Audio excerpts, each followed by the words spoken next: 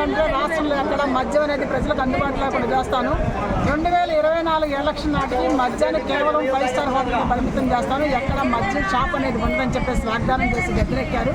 నవరత్నాల్లో చేర్చారు. గెలిచిన వెంటనే రాష్ట్రంలో ఉన్న బెల్ట్ షాపులు మొత్తం రద్దు చేస్తామని చెప్పి రద్దు చేసిన దాని మీద సంతకం కూడా చేశారు. కానీ తర్వాత కాలంలో 2021, 2022, 2023 వచ్చినప్పటికీ రాష్ట్రంలో మద్యం మీద వచ్చే ఆదాయమే రాష్ట్ర ఖజానానికి ప్రధాన భూమిక పోషిస్తున్నట్టు జగన్మోహన్ రెడ్డి గారి ప్రభుత్వం చెప్పకనే చెప్తా ఉంది. ఈ రాష్ట్రం అధికారంలోకి వచ్చిన రోజు కేవలం 1600 కోట్ల ఆదాయం ఉంటే ఇవాళ 3500 కోట్ల రూపాయల పైగా ఆదాయం వస్తూ ఉంది, 35,000 కోట్ల రూపాయలు. అలా అంతేకాకుండా ఇవాళ డిజిటల్ మనీ లేకుండా కేవలం డబ్బులకే మద్యాన్ని అమ్మకాల ద్వారా ఇవాళ బిల్లులు లేని సరుకుల ద్వారా కూడా మద్యం దొంగచాటుగా అమ్మకాలు కొనసాగుతున్న విషయం ప్రత్యక్షంగా కనిపిస్తూ ఉంది.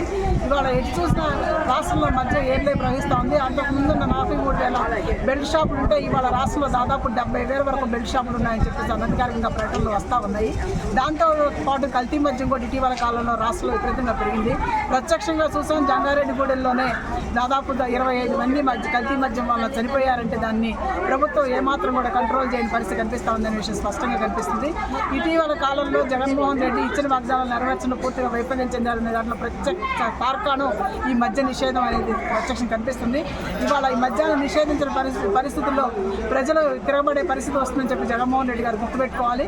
ఏదైతే ఎన్నికల వాగ్దానాలు ఇచ్చారో ఎన్నికల వాగ్దానాలు సక్రమంగా నెరవేర్చిన పరిస్థితుల్లో ప్రజలే చీకొట్టే పరిస్థితి ఇవాళ ప్రత్యక్షంగా ప్రభుత్వం తెచ్చుకుందనే విషయం స్పష్టంగా చెప్పదలుచుకున్నాం.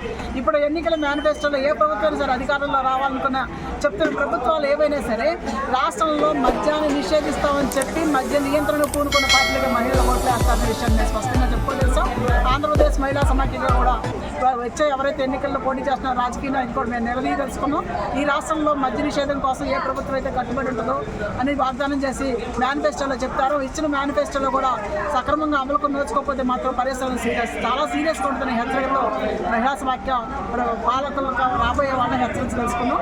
ఇప్పటికైనా ప్రభుత్వం ఇంకా అధికారంలో ఉంది కాబట్టి ఇంకా నోటిఫికేషన్ కూడా రాలేదు కాబట్టి ఇచ్చిన వాగ్దానాన్ని తక్షణం నెరవేర్చాలని, లేని పక్షంలో ప్రజలే బుద్ధి చెప్తారనే విషయాన్ని ప్రభుత్వానికి హెచ్చరికగా చెప్పదలుచుకున్నాం. జగన్మోహన్ రెడ్డి గారు ఎన్నికల ముందు ఆయన చేసిన వాగ్దానాల్లో భాగంగా మద్యాన్ని నియంత్రిస్తానని చెప్పి, అలాగే మళ్ళీ వచ్చే ఎలక్షన్ కల్లా మద్యాన్ని పూర్తిగా నిషేధిస్తామని చెప్పి ఆయన చెప్పడం జరిగింది. కానీ ఇప్పుడు చూస్తే ఆయన వచ్చిన తర్వాత అంచెలంచెలుగా మద్యాన్ని పెంచి పోషిస్తున్నారు తప్పితే తగ్గించే పరిస్థితి లేదు.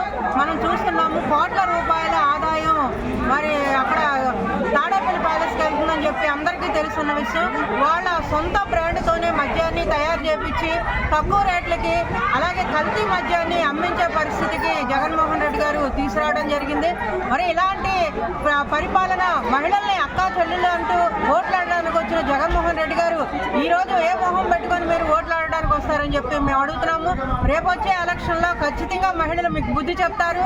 మద్యం వల్ల అనేకమైన అనర్థాలు జరుగుతున్నాయి. ముఖ్యంగా చిన్నపిల్లల దగ్గర నుంచి ముసలి వాళ్ళ వరకు కూడా అత్యాచారాలు కానీ అలాగే యాక్సిడెంట్లు కానీ అలాగే ఆరోగ్యాల కారణంగా చనిపోవడం కానీ అనేక మంది మహిళలు వితంతులు అవడానికి కానీ ఇలాంటివి అనేకమైన అనర్థాలకు కారణం మద్యం అని ఒకవైపు సర్వేల్లో వెల్లడిస్తూనే మద్యాన్ని పెంచి పోషించే ఈ ప్రభుత్వానికి రేపు రాబోయే కాలంలో ఖచ్చితంగా మహిళలంతా కూడా బుద్ధి చెప్తారని ఈ సందర్భంగా తెలియజేస్తున్నారు.